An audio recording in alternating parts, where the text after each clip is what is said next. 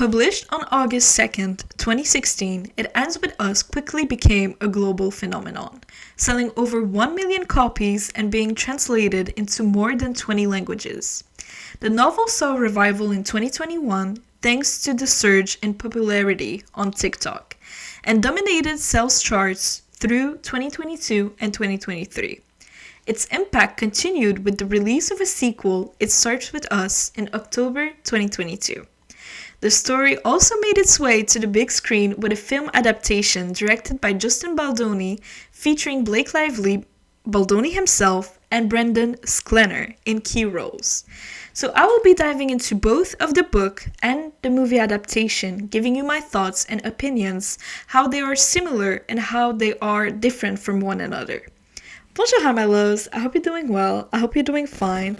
So, like I said, I have a lot of opinions about this book and the movie also, and I'm eager to share them all with you. But before even starting, I want to just give you a little heads up for those who haven't read the book and or haven't watched the movie. I'm just gonna be honest, there will be a lot of spoilers into this episode, so keep that in mind. You do whatever you want with that information. And additionally, as a trigger warning, please be aware that the book and the movie, they both address sensitive topics such as domestic violence. I've included helpful resources in the description below. So before even starting to talk about the book, It Ends With Us, I want to give you guys my little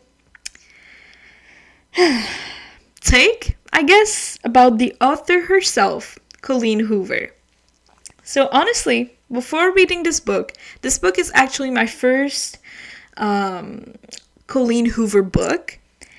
Actually, if I'm completely honest with y'all, I've watched before, back in October 2023, a video made by a YouTuber named Nicole Raffi. And she made a video about her reviewing the book Verity by Colleen Hoover with her friend. And they were both reviewing chapter by chapter and giving their thoughts and opinions about the character development, what is happening in the story, Colleen Hoover writing style and stuff. And of course, I watched the whole video and I absolutely loved it. So that was actually my first introduction to Colleen Hoover. And honestly, I wasn't that impressed. The way that she writes her female lead characters are super interesting to me, because I feel like she writes them, and I've even noticed that a tiny bit on It Ends With Us, but she writes them in such a way as if we need a man to resolve all of our problems. I hate that. And you can still write a romance book without making us, the reader, feel that way, you know?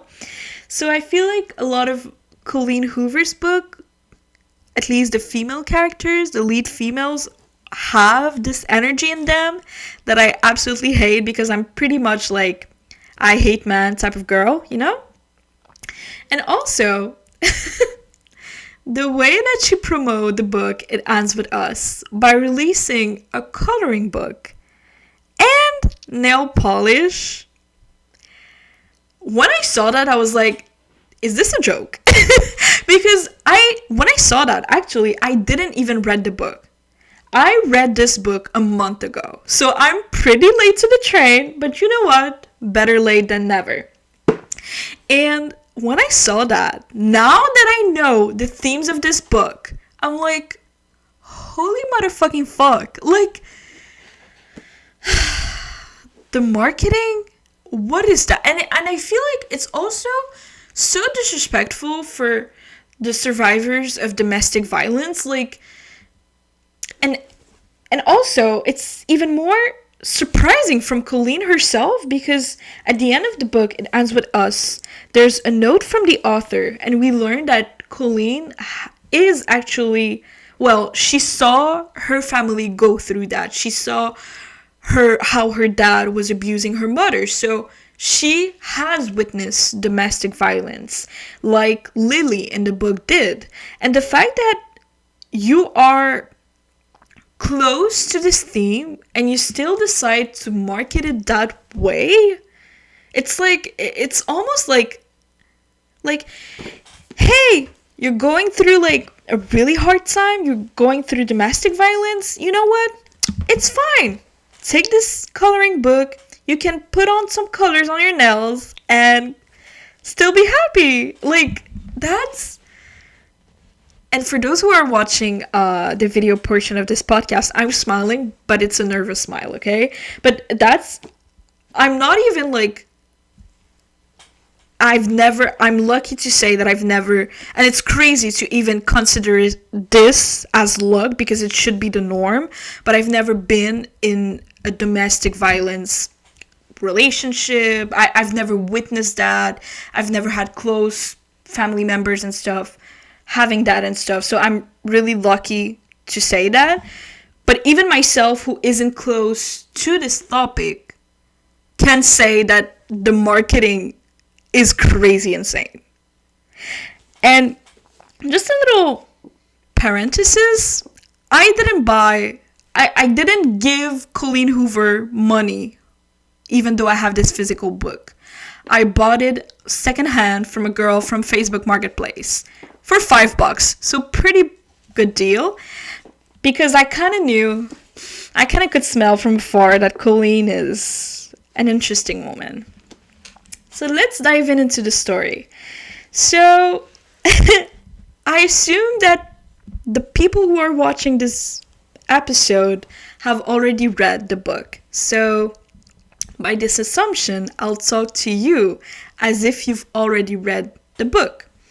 So let's start with the main thing that I loved about this book is how, for me at least, it was educational on domestic violence, because honestly, I didn't know what this book was about. I didn't even read the resume behind, because I feel like sometimes authors kind of like give some spoilers in their resumes, which is insane.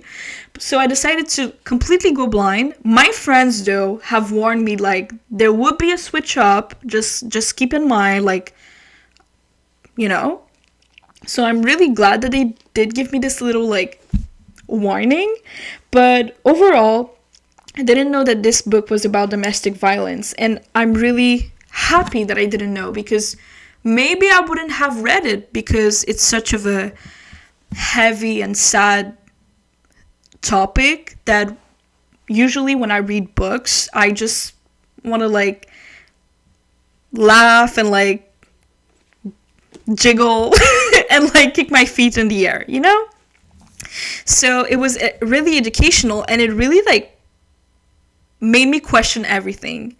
So even more with the incidents with when Ryle was violent, I was even questioning myself, like, just as a little reminder, there were 3 incidents when Ryle was violent. The first one, it's when he burned his hands because Lily was cooking like food, and they were almost about to get burned. The food was about to get burned. So instead of taking a towel, Ryle, a neurosurgeon, what? I can't even say the word. Neurosurgeon. Okay, neuro thing, okay. Doctor of the head. Was about to like take the food, and he forgot to take a towel, so his hands were burned. And Lily was laughing because she was a little tipsy, you know. And he just pushed her he pushed her violently. The second incident was when Ryle found Atlas' number on Lily's phone, and she was following him, trying to like reassure him and tell him like, yo, not yo, sorry. She was telling him, it's not what you think, like, I swear, just give me some time to explain. And they were getting down the stairs, and Ryle pushed her And because she was on the stairs, well, she fell down the stairs. And the third incident, it's when he saw the bibs, Better in Boston magnet, a gift from Atlas. And he then read Lily's journals. And he then read the little, like, city journal, whatever, newspaper. And he connected all the dots, and he realized that, well, he thought that Lily was having an affair with Atlas, and he confronted her about, well, technically he didn't really confronted her about it. He was really violent, and to kind of like spare you the details, he like bit her collarbone, and it's the place where Lily has a tattoo, a heart with a little hollow part in it, which is a tattoo that she made to like represent Atlas. And they were Ryle was pretty violent, and he like hit his head on Lily's head, and he almost / maybe did, I am not sure, because in the book, maybe it's me who was just dumb, or in the book that it wasn't really clear, but he maybe air ward her. So these were the 3 incidents, and with the first 2 incidents, it was so because the first 2, Ryle was quote unquote only pushing her. For me, who was never in a relationship, and when I read that he was pushing her, the closest thing to being pushed that I've experienced in my life, it's like, for example, like I'm in the kitchen and like my brother is on the way and I'm pushing him, you know, really innocently like that. And even me, I was like reading that and I was like, maybe it's not that bad. Maybe it can be a misunderstanding. Maybe it's a misunderstanding overall. Maybe, you know, and it's crazy because, and that's, like I said, a reason why I'm super glad that I read the book, because after all the events that happened, and after finishing the book and realizing like all of these little subtle things that happened in the beginning and stuff, like I connected all the dots and I was like, yeah, no, this is not innocent at all. And also because when Ryle pushed multiple times Lily, it was intentional all of the times, and it was also super violent, and it shouldn't be compared as to me who like would push my brother, like just like, I wouldn't say innocent because it was on purpose, but like just because he's on the way and I'm like, get off, you know. And yeah, so even myself, who I believe and think that I'm a rational person, even me, I was like in doubts of Ryle. And again, I love, before continuing, I feel like usually my opinions are kind of similar with what people on TikTok are saying, but I've seen that a lot of people are quote unquote canceling Colleen because they think that by writing this book, she is romanticizing domestic abuse. And I think that this take is a pretty bad take, honestly, because it tells the story of a woman who fell in love with a guy who she thought was so genuine, kind, smart, funny, charismatic, hot, who has a great fucking job. He's a doctor, a neurosurgeon. And the list goes on, and she falls in love with him. And in the beginning, everything is good. She's living her perfect life until Ryle decided to be violent. And I think it's pretty I mean, I am not the one to say, because I've never been again in a violent domestic abuse. Wait, I'm losing my words. I am so sorry. Again, I am not the one to speak on saying if she's romanticizing or not, because I have never experienced such violence. But I think that it's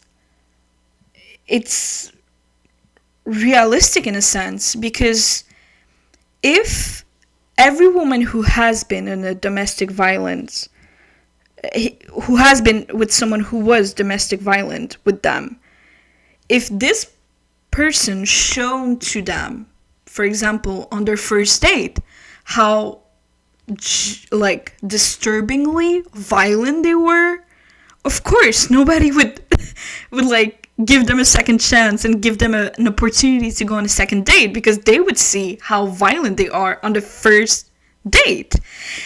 People who are abusers and who are overall just violent, they don't show it all in the first couple interactions and dates. Of course, they are also, I don't want to say that they are smart. I don't like giving them this quality, but there are manipulators, because they know that the way to have control, quote unquote, over them, it's to show their best sides in the beginning, and then once they, quote unquote, have them, then they can show their darker sides and be violent. And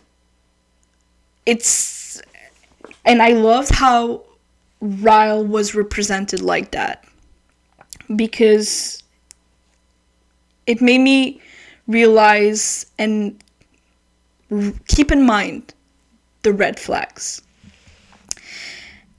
And also it added more to the complexity of Lily's situation of, like I said in the beginning, he's such a great guy. He has his life together. He has an apartment. He has his finances. He has a really great job. He's charismatic. He's funny. He has a great relationship with his sister, with his parents. So nothing is screaming red flag, right? Like, he must be a great man, right? So I really loved the complexity of it all, that I think was, in my opinion, mostly well presented in a book. Also,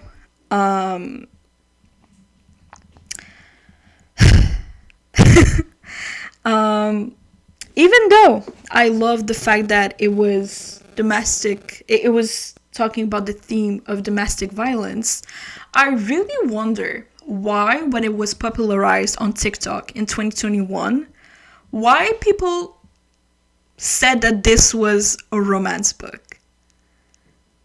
Because it's not. It is quite frankly the opposite. So I have a really hard time to understand why it is quote unquote romance, and why in libraries it is put in the romance section. I feel like there should be more trigger warnings. There should be, and it's not because you are giving this book it's not because you are giving the notice of this book being a trigger warning of domestic violence that would ruin the whole plot. That's not at all the purpose of a trigger warning. It's just for the ones who have maybe been through that. They maybe don't necessarily want to read a book like that, but when they are telling them, oh, it's a romance book, you can read that, how triggering that must be, honestly. And overall, just someone who's like more sensitive, or who doesn't want to read, because it is understandable, like it's such a heavy book that if you don't want to read that, you have totally the right to not read that. So being marketed as romance, I have a really hard time on that. And I'll talk more about this marketing strategy later because they seem to have the same fucking marketing strategy for the movie adaptation, which is crazy. And also, I think those were my most important takes of the story overall. My little takes here and there. At first, when I started to read the book, I had a hard time, not gonna lie, to read the back and forth between Lily living her life and then, on parallel, she's reading her journals with the flashbacks with her and Atlas. At first, I thought it was super confusing to like kind of like keep in mind like the storyline and stuff.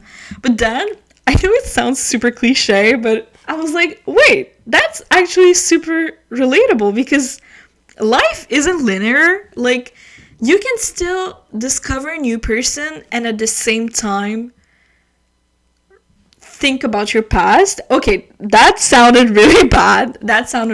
But what I mean to say is that even though you're trying to find someone new, you still have the right to have a part of yourself who still loves in a respectful way, of course, like not love, but love the version of yourself that you were when you were with your first love, I guess.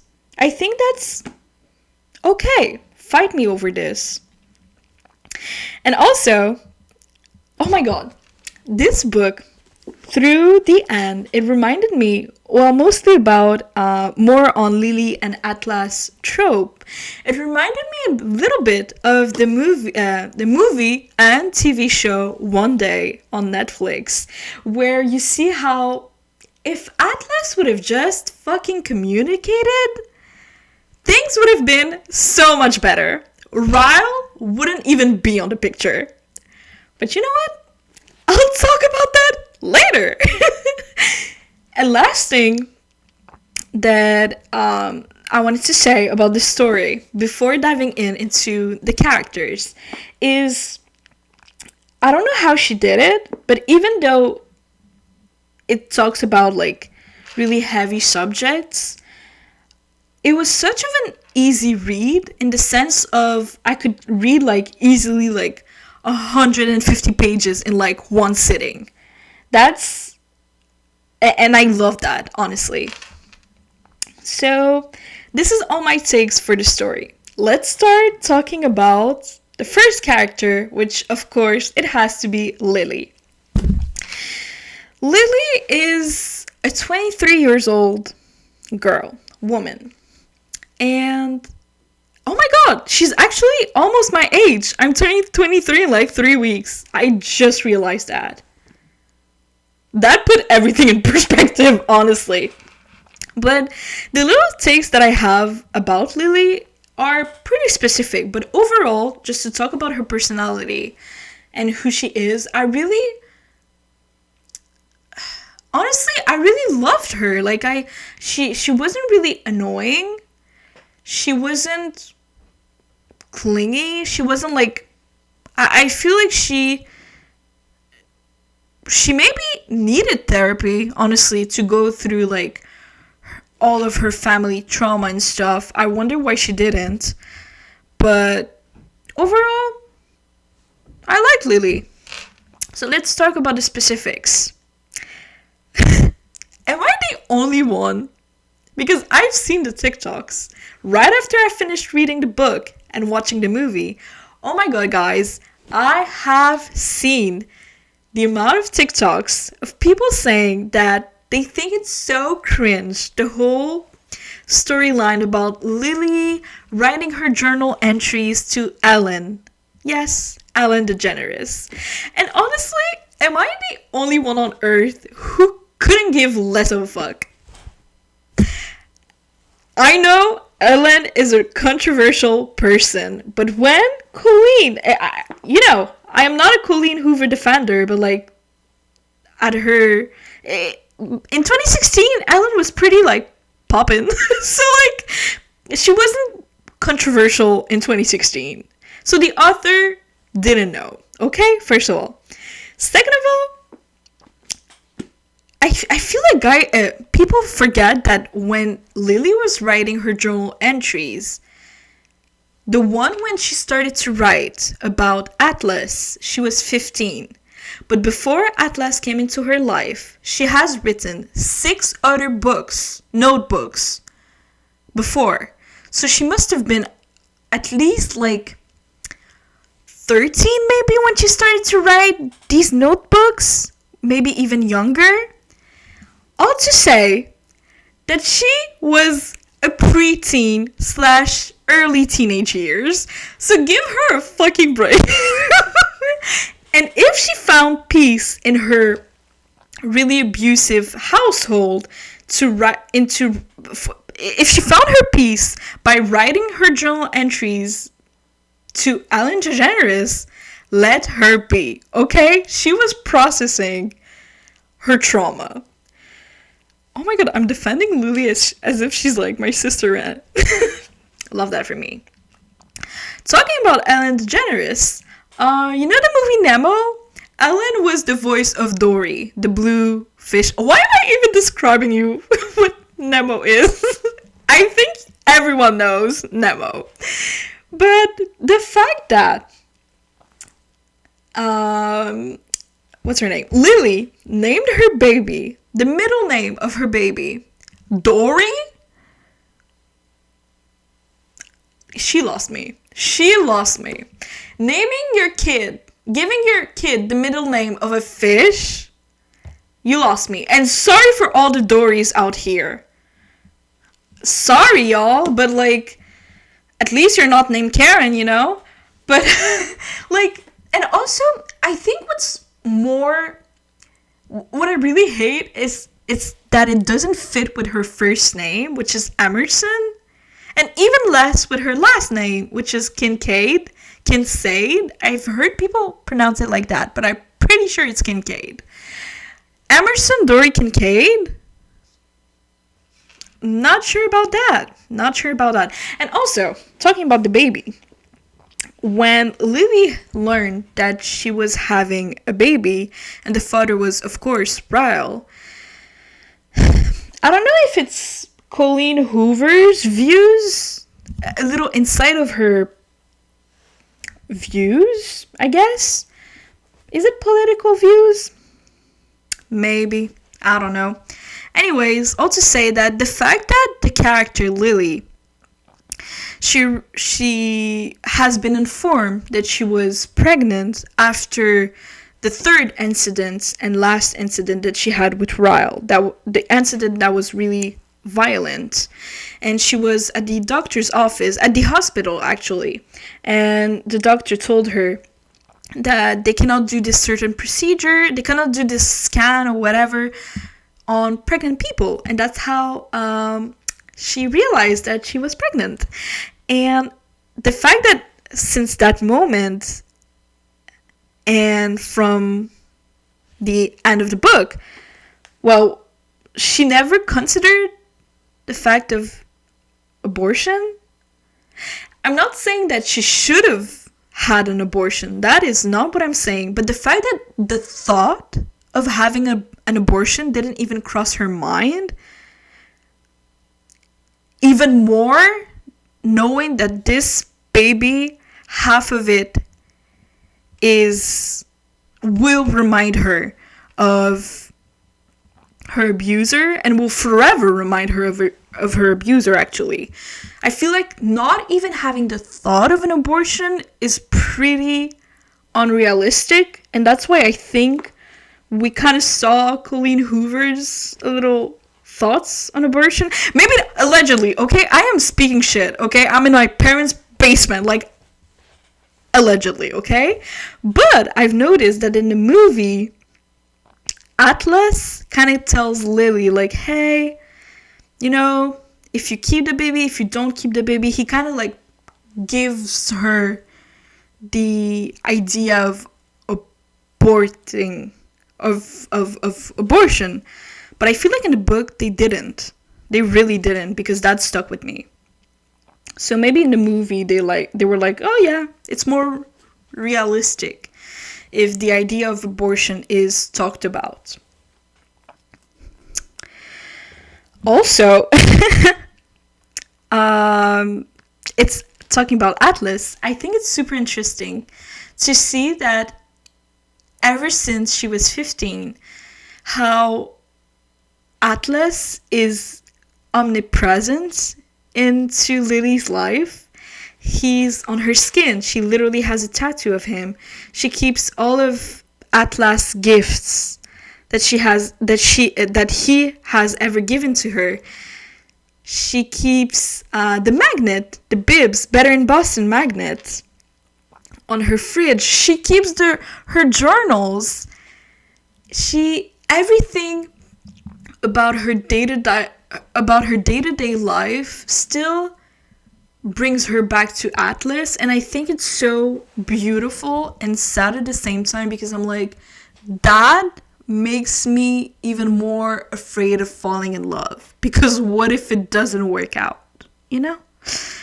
Because I've never fell in love before. Anyways, but also I thought it was pretty interesting how the first time that she's met Ryle also happened to be the first time, the day of her father's funeral. And it also happens to be the first time in a long time, the first time ever, that she's rereading her journals, more specifically the ones where she talked about Atlas.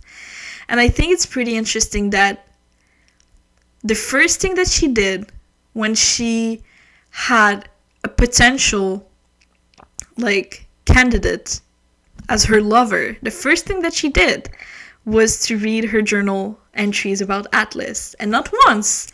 Every time that she would hang out with Ryle and she'll come back to her apartment, she'll read again her little flashbacks with Atlas. And I think, again, it's so beautiful and sad at the same time. And talking about the flashbacks, why the fuck Colleen Hoover? I don't know if you've noticed, but I absolutely love Atlas. But why the fuck did you make him to be 18 and she was 15? You could have aged up Lily easily. Why making this weird age gap? Why? You tell me. And I feel like you have a lot of problems with age gaps. Also, the thing that I've noticed is that, other the fact of the age gap, that's the only red flag of Atlas, I've noticed that her relationship with Atlas was first based on friendship, and later on they became more.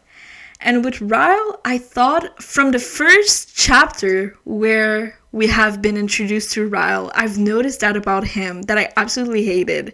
It's how everything had to be sexual and physical. And that's pretty much her relationship with Ryle. It was based on physical attraction. Every time, and even later on, when they would be boyfriend and girlfriend, when they would get married and stuff, when everything was still quote unquote perfect, they weren't having deep on conversation, what do you think about that? Okay, I get it, it's a romance. No, it's not a romance book. Maybe in the library it's a romance book, but not in my book, okay? Yes, I get it, you want to create a cute romantic relationship, but you can still get to know each other. So yeah, that's my take on that. And also, last thing that I loved about Lily is, at first I thought it was interesting how throughout all the book, past and present, when she would, during her flashbacks and when she was living in the moment, she seemed to have such a interesting relationship with her mother. Almost as if she has resentment on why her mom still was staying with her father and stuff. And I want to read you guys the page when, at the end of the book, Lily comes to talk to her mom, ask her for advice because her mom has been through the same abuse with her father. And this page 335. This page almost made me tear up. I think it's so beautiful. So Lily says, sometimes when I'm really missing him, I tell myself that maybe it wasn't that bad. Maybe I could put up with him when he's at his worst just so I can have him when he's at his best. She puts her hand on top of mine and rubs her thumb back and forth. I know exactly what you mean, Lily. But the last thing you want to do is lose sight of your limit. Please don't allow that to happen. I have no idea what she means by that. She sees the confusion in my expression, so she squeezes my arm and explains in more detail. We all have a limit, what we're willing to put up with before we break. When I married your father, I know exactly what my limit was, but slowly, with every incident, my limit was pushed a little more, and a little more. The first time your father hit me, he was immediately sorry. He swore it would never happen again. The second time he hit me, he was even more sorry. The third time it happened, it was more than a hit, it was a beating. And every single time, I took him back. But the fourth time, it was only a slap. And when that happened, I felt relieved. I remember thinking, at least he didn't beat me this time. This wasn't so bad. She brings the napkin up to her eyes and says, every incident chips away at your limit. Every time you choose to stay, it makes the next time that much harder to leave. Eventually, you lose sight of your limit altogether because you start to think, I've lasted 5 years now. What's 5 more? She grabs my hand and holds them while I cry. Don't be like me, Lily. Lily, I know you believe he loves you. I'm sure he does, but he's not loving you the right way. He doesn't love you the way you deserve to be loved. If Ryle truly loves you, he wouldn't allow you to take him back. He would make the decision to leave you himself so that he knows for a fact he can never hurt you again. That's the kind of love a woman deserves, Lily.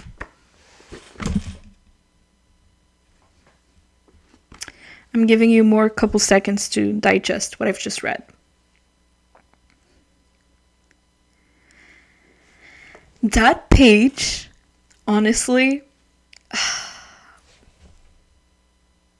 Colleen, yes, I hated you a lot in the beginning, but that page alone made me love and appreciate the book even more.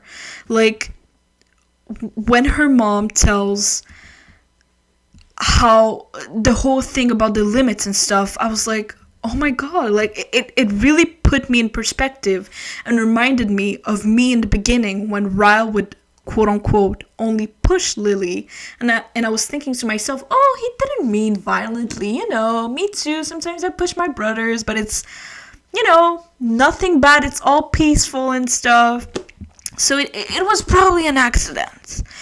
But when her mom, who has been through that for couple of years, for her to say this whole paragraph, it really made me realize that you're not the exception. He may say sorry as much as he wants, he'll still go back to his old ways. And also, her mom's speech made me realize that through Lily's perspective, we only saw her father as violent, really violent. And the fact that with her mother's speech, we had a glimpse that we've never could imagine before, that her father wasn't always violent. He wasn't always that bad. At first he was nice. Then he started to hit.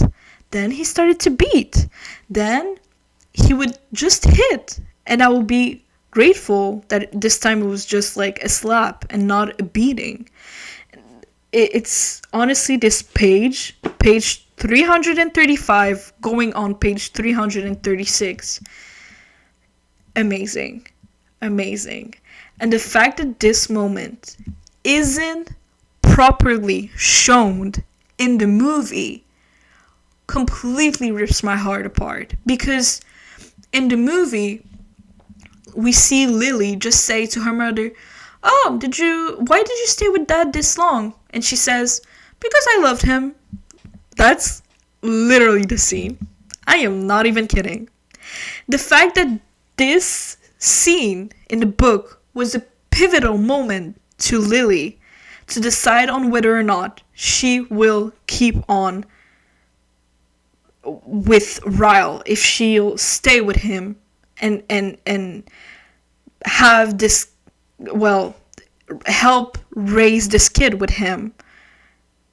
This was the moment where Lily realized that the trauma, the abuse, it ends with us. At least it was one of the moments. And the fact that it was completely not improperly, almost to the point where it was disrespectful shown in the movie, I'm so disappointed. Let's talk about Ryle.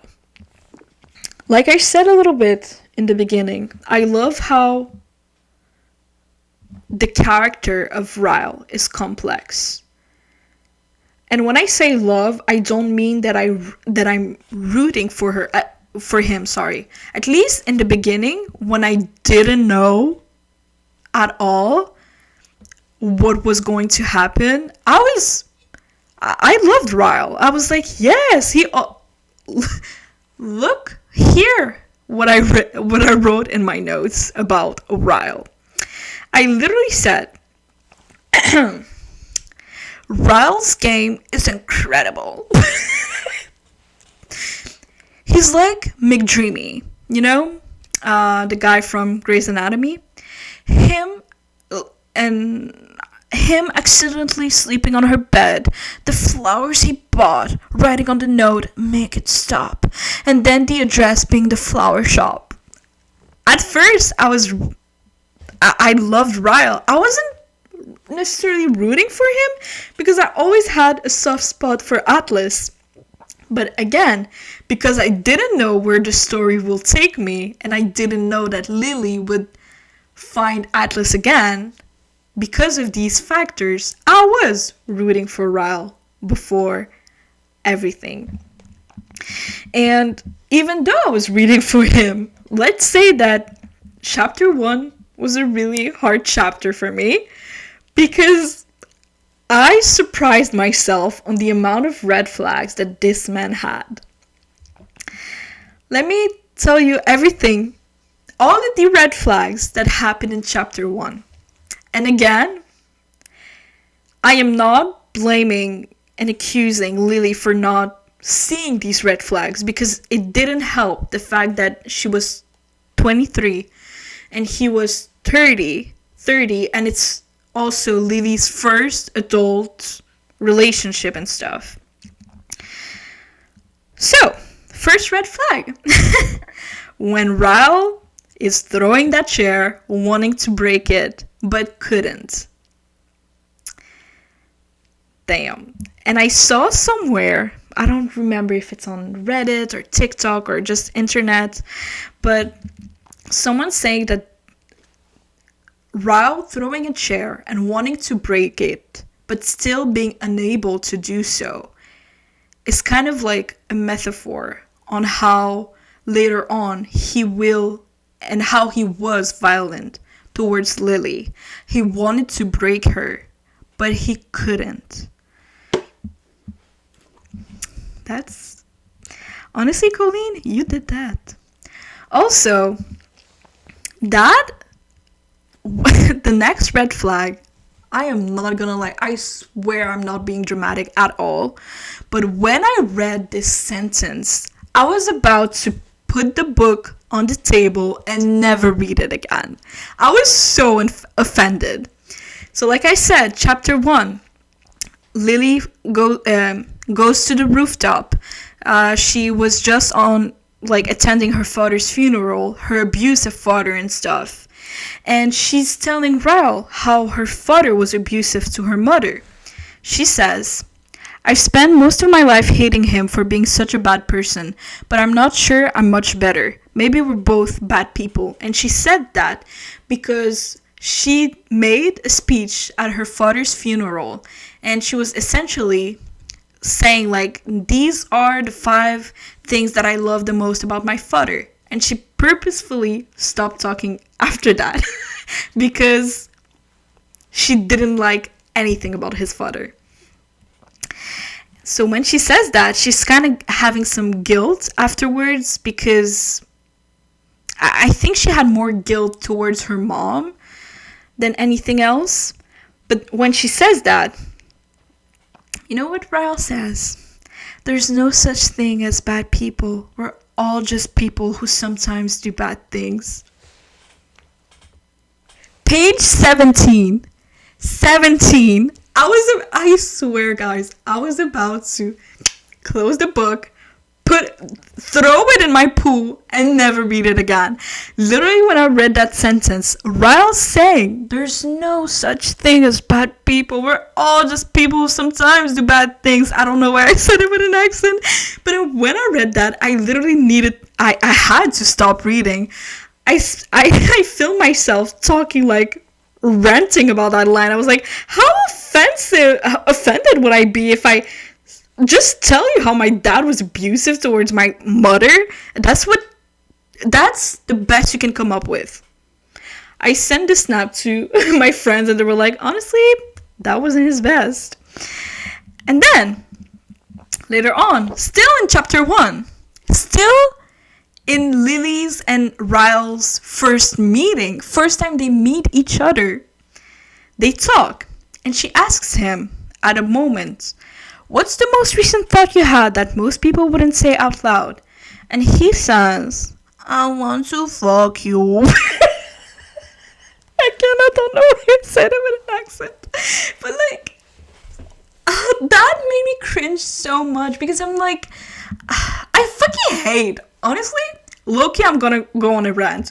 I fucking hate when men, maybe I have issues, maybe, but I hate when men say shit like that. I want to fuck you. Like, again, I'm saying it with an accent. I think it's because I'm gonna cringe if I say it, like, quote unquote, like, just say it, I want to fuck you, like, but, like, for me, if a man ever says that to me, I'm calling the police. Like, I don't care how attractive you are. And that's, again, I bet my fucking everything, honestly, that if Ryle wasn't attractive, Lily would have thought that she would have seen the redness of these flags, because just because he was attractive, she forgot. She got lost in the lust of Ryle, I guess. But, like, if a man ever says that to me, I'm running far away, even if he's attractive. Like, I've just met you, and we're in a rooftop alone with a stranger that happens to be attractive. I'm going back. I'm leaving the fuck out. Like, and also, I fucking hate when men, like, say some dumb shit like that, because it just makes me feel like an object.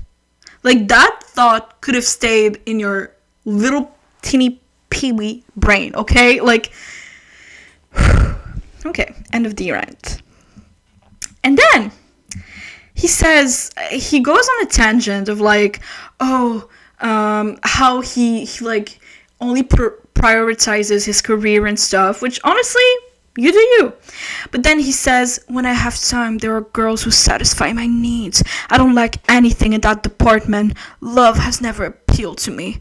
It's always been more of a burden than anything. Oh my fucking god. I hate also. Oh my god. He's such a, in French we say macho. He's like a, like, oh, look at my muscles, the proteins that I take. Like, he's such, like, the type of guy who doesn't have a personality, so they just go on the gym, they get their muscles, and think that that's how they'll get a woman. Like, saying something like, when men think that they're so superior over love, that turns me off so fucking much. Like, ugh! And then Ryle tells Lily how he's into one night stand and stuff, and Lily says, oh, well, I'm not.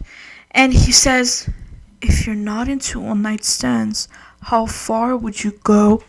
Again, only like focusing on her physical attraction and just speaking with his below the belt than with his fucking mind. She told you that she's not into that, so why are you pushing her limits? Even though if you're just asking, you should have come to the conclusion that she is not interested, even though you're not doing the whole deed, you know? Like, and that's the thing, like, if I read the book again, I think that these little instances where Ryle is subtly pushing Lily's limit, I would see them even more clearer.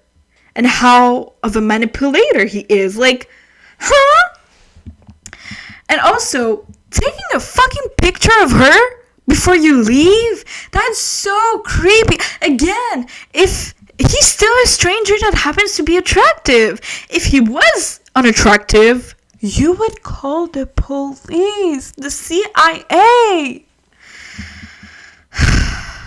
Yeah, so that was... Honestly, I am not even lying. All of these moments happen in chapter 1. So, like, and that just shows how, like I said in the beginning, how Lily's relationship with Ryle was mostly based on physical attraction compared to her relationship with Atlas that was based on friendship at first. And also, what I think it's interesting about Ryle, it's the dichotomy of his whole being, of him being hot, but all these things he said in chapter 1 that I've just told you would have been so creepy if Lily didn't think he was attractive.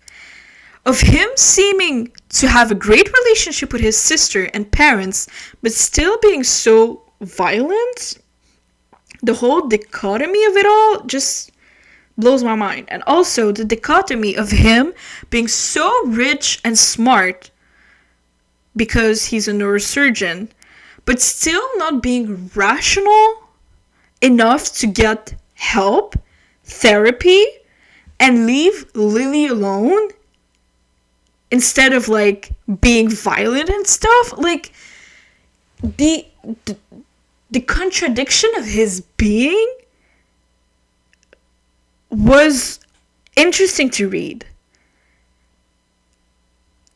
And I almost wish there was more contradictions like that, because I'm obsessed with the whole nuances of the characters and stuff in general.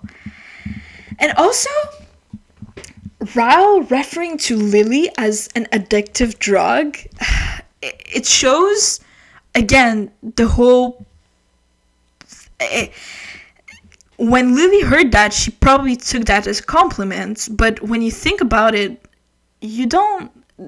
Addictive drug is bad for yourself, and because Ryle thinks of love as something bad, he doesn't want to get addicted, but because he is towards Lily addicted, she is the drug. But drugs in general are bad for yourself, so even his perception of love, he thinks of it as bad. So even him being in a relationship contradicts with his views on life.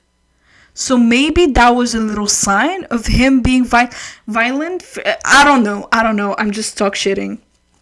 But I think it's so interesting. And also him, like, another thing that I thought was so interesting is it was also always him saying like, oh, I'm a one night stand type of guy. Like, you would expect that from the moment that Lily said she's not interested into one night stand, that he'll just leave her alone and find someone else who's interested into that lifestyle, I guess.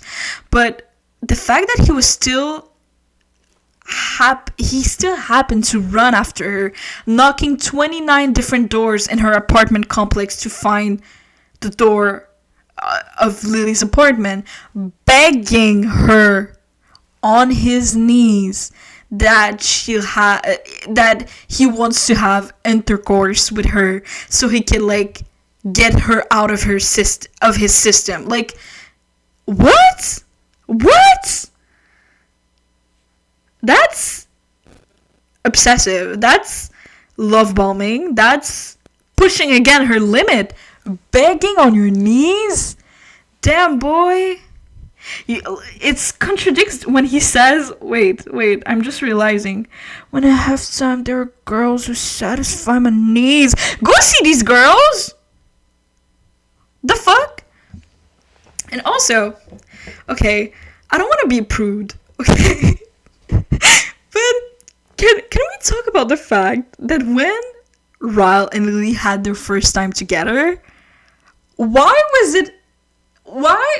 Colleen, why did you make it after Ryle had an 18-hour shift, comes back into Lily's apartment all sweaty with his dirty ass scrubs that's unhygienic as fuck, and like he was literally about to sleep on the bed, and then she's like giving him a massage, and then they do the deed? Like, that was so not hot. Not hot. Like, the hygienic of it all, the hygiene of it all. Like, did you get an STD? First of all, also, like, they did it after, like, 3 days of, like, not of them knowing each other, but of this little game of, like, oh, I like you, but I hate you. Not hate you. I like you, but no.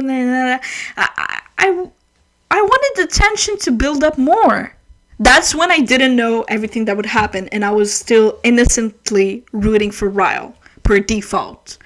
But, like, yeah, again, I don't want to be a prude, but that's my opinion. So, now, it's time to talk about one of my favorite characters, Atlas. So, first note that I wrote is literally saying, I need him. I need him. Even more, when I saw the actor playing Atlas in a movie adaptation, I was like, literally, I was with my friend Lily and other of my friends. Hi, Ari. Hi, Alex. Ooh. Anyways, sorry, that was so cringe. I just love my friends. Anyways, I was saying that next to me, it was Lily, and first time in the movie that we see Atlas, it's in one of the flashbacks, and we see him, and Lily screams like, holy shit, he's ugly. Respectfully, okay? And she was like, I fucking hope that the adult version of Atlas is better. And I'm like, oh yeah, he's really hot. And she's like, I fucking hope. If not, I'm leaving. Thank God. She thought he was attractive. But like, I thought that was a funny moment. But also, talking about Atlas, I don't know what mental illness do I have, but seeing a man and reading about a man that's hurt, sad, and broken, all I want to do is just hug them and give them all the love in the world and tell them that everything will be okay. What was it called? The broken bird syndrome? The mother bird syndrome? Something like that. I think y'all will laugh at me. Wait. I swear it has the word bird in it. Broken bird syndrome. What is it? Oh my god, I have it! Broken wing syndrome, also known as broken bird syndrome, describes individuals who are attracted to people in need, people whom they can fix, people who in return are expected to reciprocate loyalty and love to their gracious saviors. At least, even though I want to just hug them and like protect them from all the harm in the world, I never get myself to that point because I know it isn't healthy and I know it's maybe related to a mental illness, so I never approach to these guys. That's why I love my golden retrievers, even if they seem to not love me back, but that's another topic. Also, a man who cooks. The whole Bibs better in Boston, him being number one, like when they're adults, number one restaurant in like the city, and dedicating his speech to Lily. And him also, my favorite scene in the book and in the movie, again, I don't know what mental illness do I have, but it's when Atlas takes Lily on the side in the bathroom in his restaurant, Bibs, and he's like, did he hurt you? No. And they have this whole altercation, and then Ryle finds them, and they fight, and then Atlas yells at Ryle, and he's like, get out of my restaurant! That was so hard. Again, I don't know, but hey. My bad. I honestly, if I was about to make a insensitive joke, I think, but I need therapy. Like Leah from Love Island said, she needs therapy, I need therapy, Ryle needs therapy, we need a Groupon code for therapy. Like, I love how I said I was about to make an insensitive joke and I still made it. Also, it's something that I've noticed. It's something that I've noticed in the book ever since we were first introduced to Atlas. But I love how every time that in her journal entries, the way that Lily would talk about Atlas, it was always filled with so much nostalgia. And you can really feel it deep in your bones how much love Lily has towards this guy. Wow. And I love how subtle his little, when they were young, his friendship with Lily, and how like they were like subtly talk about like their traumas to each other. For example, when Atlas said to Lily, I used to fall too, Lily, like that, I swear, like I was like, oh my god, this is so sad but cute, but oh my god. And showing his scar on his hand after Lily lied to him that she simply fell on the ice, but it was her father who pushed her violently.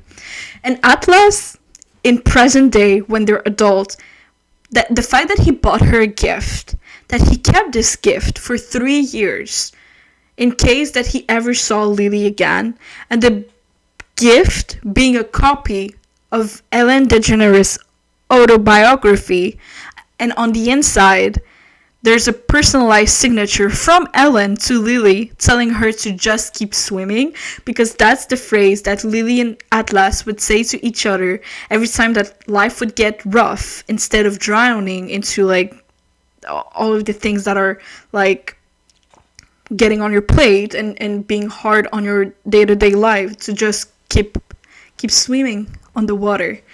And that, I saw that, I was like, oh my fucking fuck.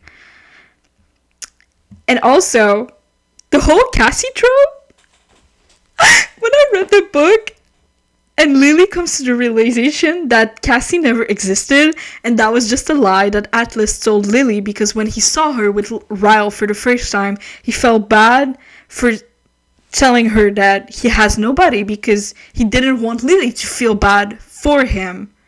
So he says, like, he's creating a fake-ass girlfriend. And then on the other side, you see Lily saying, like, thinking to herself that Atlas has always been a super considerate person, even if it hurts himself to be considerate. And that just made me think, like, I need to add this on my list of the perfect boyfriend. Be considerate. Like, that was so cute, but at the same time super sad. And that's why it reminded me of One Day, the TV show that I was talking about. Because if Ryle would have told Lily that he was single, Lily literally told him, if you would have told me that because back then me and Ryle were barely official, of course I would have like dropped Ryle on the side and would have been with you from the start.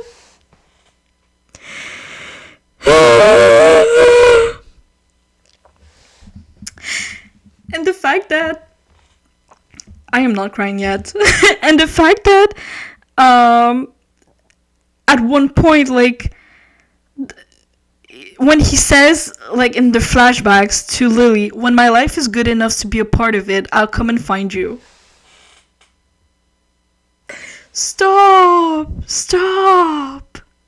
That's so cute. But again, if a man tell me that and said these words verbatim to me in real life, I would run to the opposite side, because I'm like, I am not waiting for you. So, bad bee. Anyways. And also, at the epilogue at the end, oh my god, I just realized that I forgot to say one major thing that I hated about Lily. Talking about the epilogue, I hated first of all, I love the fact that she ended up divorcing Ryle. Of course, thank God you've came to that realization and break the cycle of trauma, because you decided that it ends with us. Love that. But the fact that you still allowed Ryle to still be able to see his daughter 1 week at a time. I don't know how they separated their parenting, whatever, but like to still be able to see her child grow without Lily sometimes is crazy to me. That's Colleen, what the fuck? Because that for me is so unrealistic. Like, not even unrealistic, it's like contradictory of what she's saying. She doesn't want her child to ever see the violence that her father has towards her, but she's still allowing the same child to have a possibility to still see the violence that her father has, because it's still a young child. Like, you don't, if he ever happens to like be super angry and stuff, you'll never know about it, because your child cannot tell you what happened, you know? Like, I really didn't like that. But I was saying, in the epilogue, I thought it was super cute when Lily found back Atlas and they like both kissed, and he says, "You can stop swimming now, we finally reached the shore." Damn.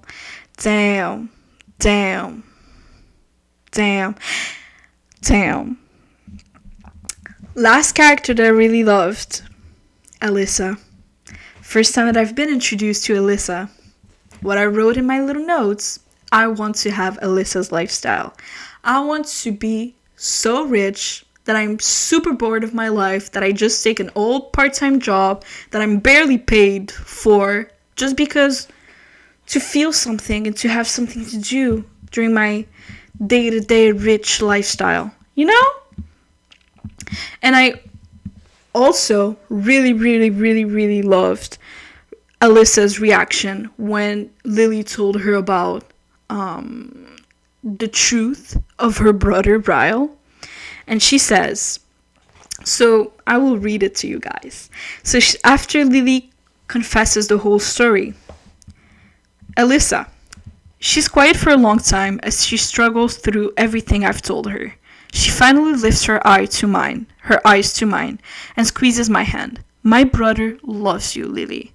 He loves you so much. You have changed his entire life and have made him someone that I never thought he could be. As his sister, I wish you more than anything that you can find a way to forgive him.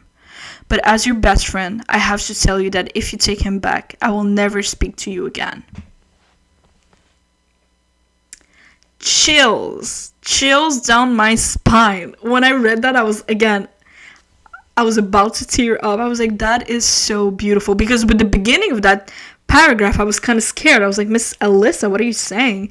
But like with the ending, I was like, this is incredible. And I love that they kept, one good thing about this movie, they kept this scene in the movie. And it was super beautiful also seeing it in like real life happening. So now let's tell you guys my thoughts on the movie. So I've just said I didn't really like the movie. Again, I don't know if it's the fact that I literally finished reading this book a week ago and I've watched this movie like 2 days ago.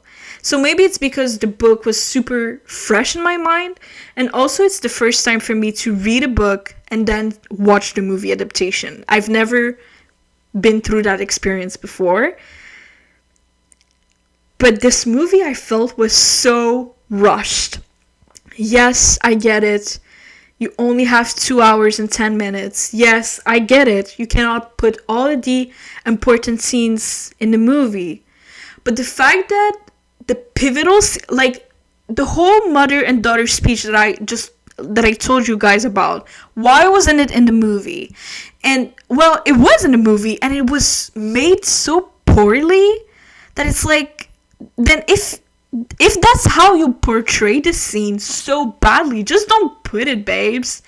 And also, my favorite parts of the books were everything that has to do with Atlas, honestly.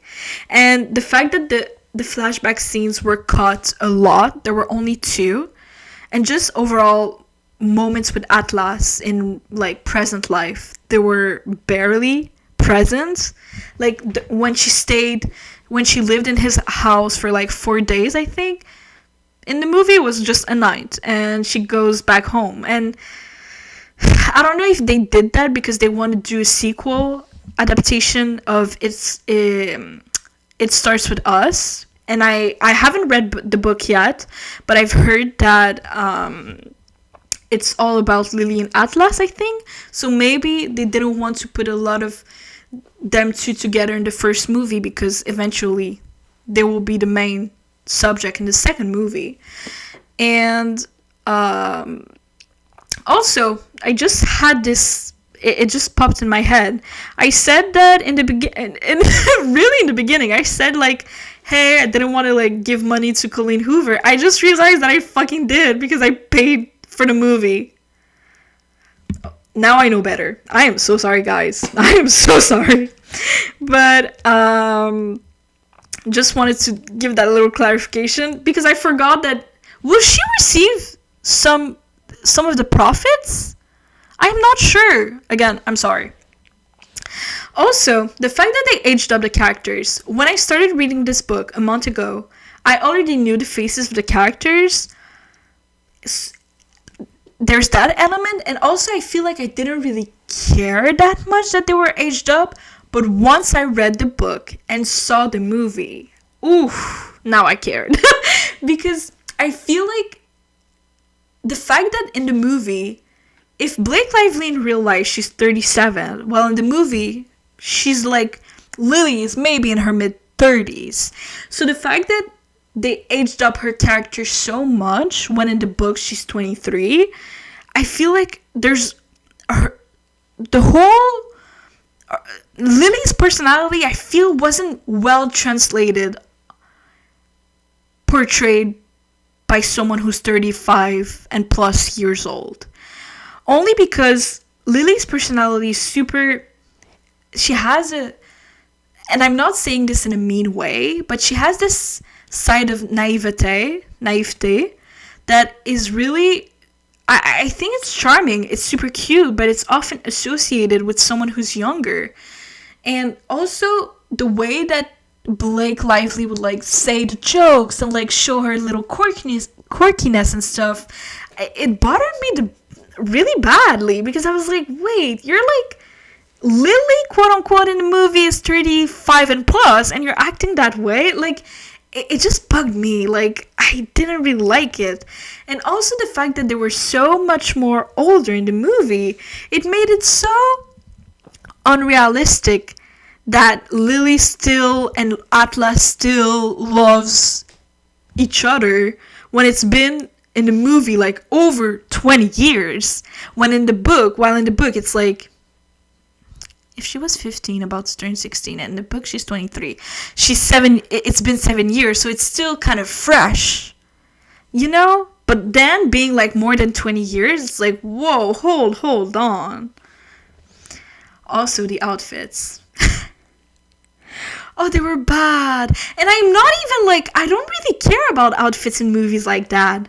But they were so bad. The last time I've seen something like outfits in movies so bad was watching the TV show Winx the Fate, the remake of Winx the TV show, the animated version, but the remake in the human form.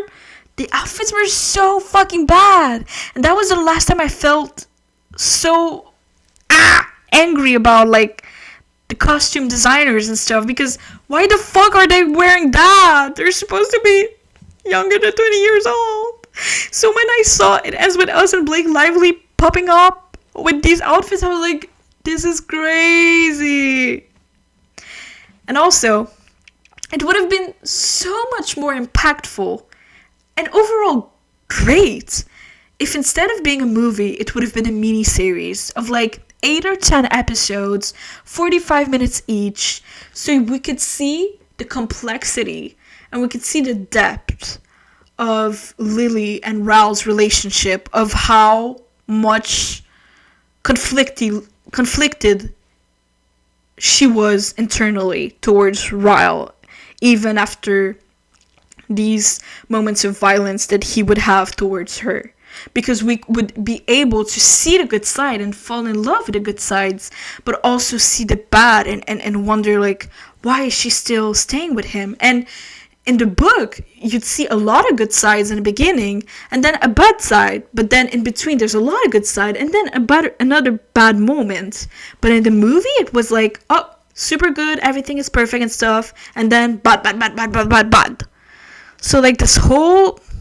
It was poorly made, honestly, because the complexity of it all was lost. Also, I hate how they portrayed Alyssa's character as like a dumb rich girl. I feel like in the book she was much more than just a dumb rich girl. I mean, she wasn't even dumb, but like, for example, in the movie, the whole scene when Ryle buys flowers for Lily because he's the first customer at her flower shop. So he buys her flowers and he's writing on a card. Instead of writing "make it stop," he wrote something like "glad to be your friend," whatever. Like, why would you change something so not necessary to change? Again, I don't understand. Like, there were details unnecessary to be like Bibs. Atlas restaurant, instead of being Bibs, it was Root. Why? So unnecessary. But like I said, the whole I'm your friend and then on the other side, like writing the address of the flower shop. But Lily and Ryle have already told Allysa that they've known each other at that moment and that they're like kind of friends. So when Allysa reads that note, she's like, I wonder who it could be. Oh, so weird that he puts the address of this flower shop, when in real life the dots would have connected really pretty fucking quick.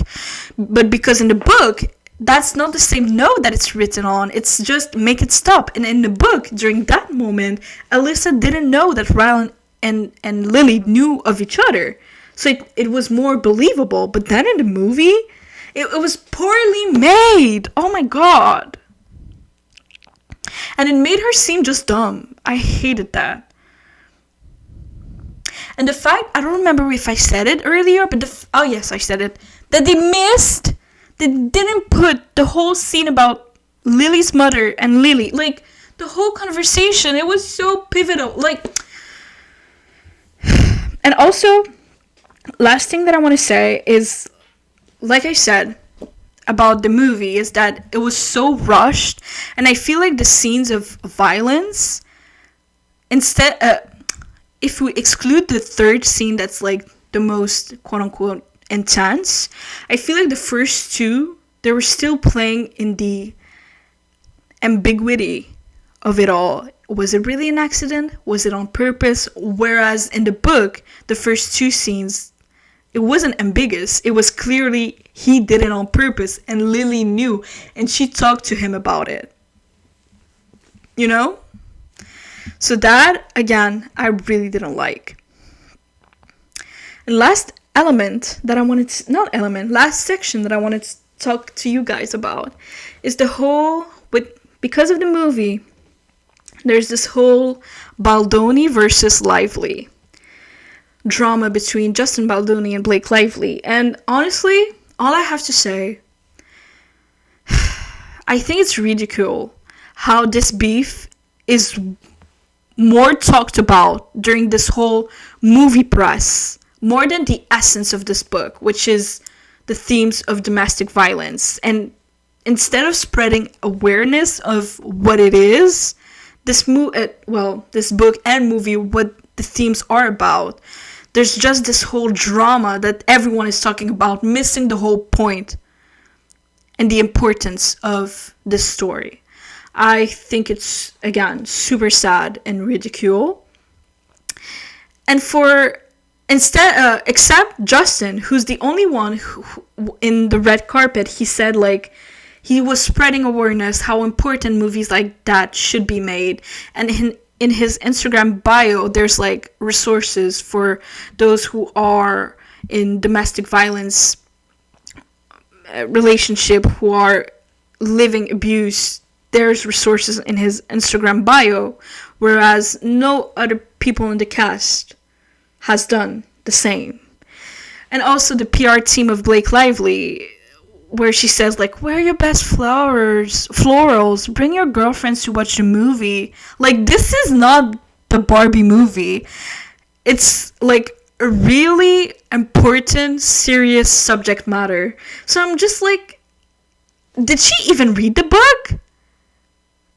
Like, I really don't get the PR team. And her just promoting her new hair care brand, like, read the room. Like, it's not the time to do so. And I also, like, and I can understand, maybe they have, like, a really, like, huge like, I don't know, maybe the beef is really serious, and okay, they're actors at the end of the day, they're not best friends, they're colleagues, like, shit happens, you cannot, like, be friends with everyone, but, like, be professional, and just put your angst towards each other on the side, just for the promo, at least, of the movie. Pretend that y'all are literally actors. Pretend that everything's okay to make justice to the movie, so people could focus on the real themes and the subject matter of this movie, instead of, like, caring about, like, oh, what team am I on? Nah, nah, nah, nah, nah. Like, come on. And on that note, in conclusion, it ends with us, I believe, delivers a powerful story about domestic violence through its complex character and their experiences. The book is insightful and starts important conversation with the film adaptation that I wish we could focus on, that the important conversations that this movie will be making and is making.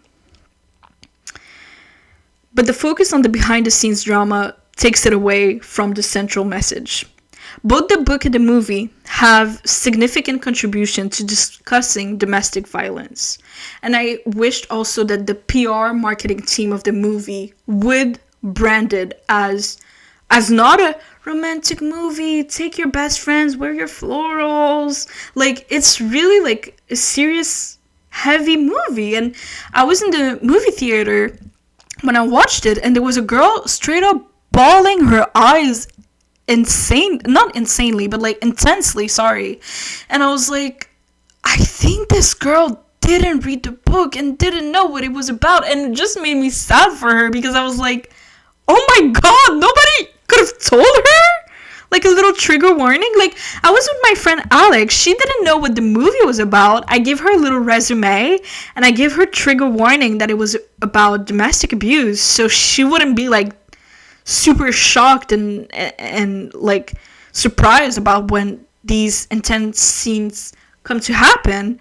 But this poor girl, nobody told her. Like, that really, like, made me sad. On that note, oh my god, 1 hour and 29 minutes? That's crazy. I hope you love this review.